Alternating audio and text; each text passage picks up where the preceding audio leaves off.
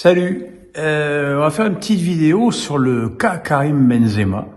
J'avais pas très envie d'en faire une, parce que je trouvais ça, j'avais trouvé l'article de l'équipe disant que les Bleus étaient libérés parce que il a été parti, était un peu putassier. Mais la rumeur comme quoi, d'abord, si l'équipe de France gagnait la Coupe du Monde, comme idéaliste, il serait champion du monde, puis qu'il pouvait revenir parce qu'il était rétabli. Enfin, ça fait beaucoup de choses quand même. Ça fait beaucoup de choses et puis malheureusement toujours pour le même quoi. Donc on va reprendre ça un petit peu. Karim Benzema ne joue pas les 3-4 dernières semaines avant la Coupe du Monde. Il arrive, il fait même pas d'IRM en arrivant, ce qui déjà est quand même pas banal. Surtout qu'on peut dire que au Qatar, il y a de quoi faire à ce niveau-là, au niveau examens médicaux, notamment avec le centre à Spétard.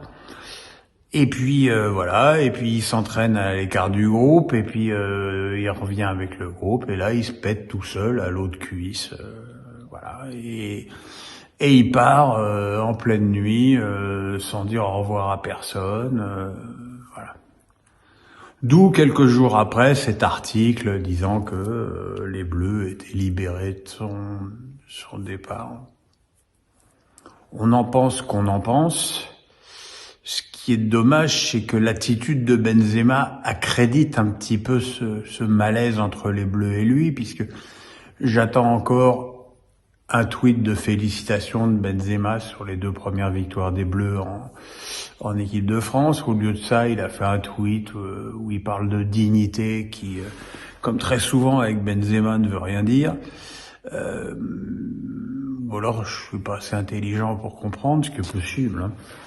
Donc voilà quoi. Ce garçon a l'air quand même très très compliqué, très très très compliqué.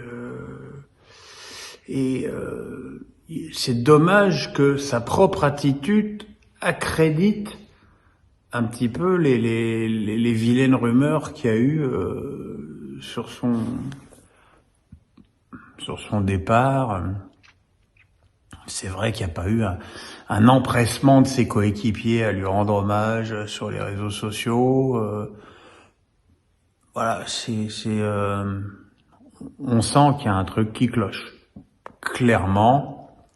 Alors après, dire que ça libère Giroud, que ça responsabilise Mbappé, ouais, pourquoi pas, mais je pense pas que ce soit le problème, hein. Je pense que le problème, c'est que ce garçon est pas forcément tout à fait, j'allais dire apte, c'est un peu dur, mais tout à fait assimilé à ce groupe. Alors il y a Tchouaméni qui joue avec lui au Real, qui est monté à son secours, mais bon, c'est pas.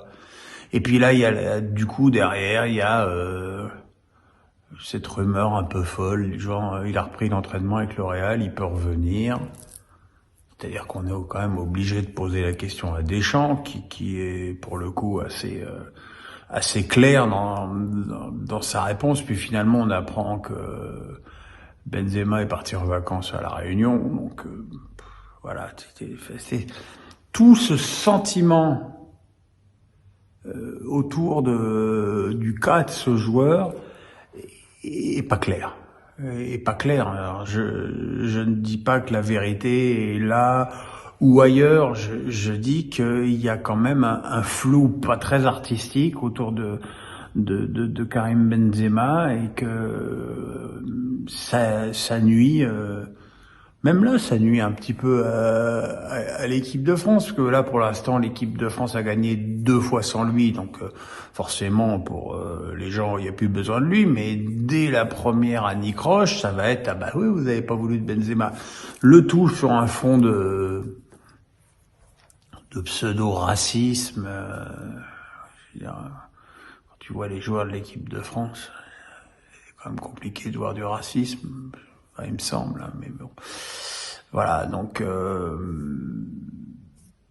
voilà, malheureusement c'est un peu triste compte tenu de la saison et du niveau incroyable de ce joueur que ça se passe comme ça. Alors évidemment, il n'a pas fait exprès d'être blessé, mais même derrière son attitude et ce qu'il se dit, c'est pas top, quoi.